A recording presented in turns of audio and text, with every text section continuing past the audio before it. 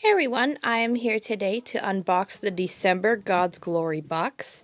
If you haven't seen any of my previous reviews, and yes, that is my little dog Puddles, God's Glory box is a monthly reminder of God's glory. It is a wonderful box for Christians, and it's very inspirational.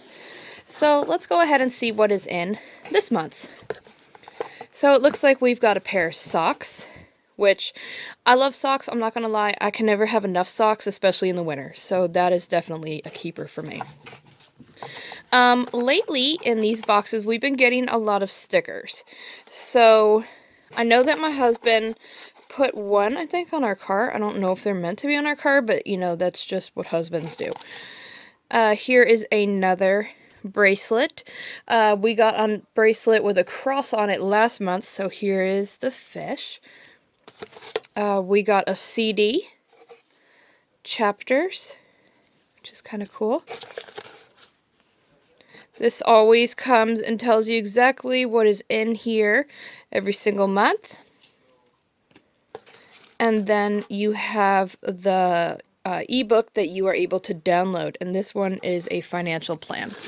So that is the December box.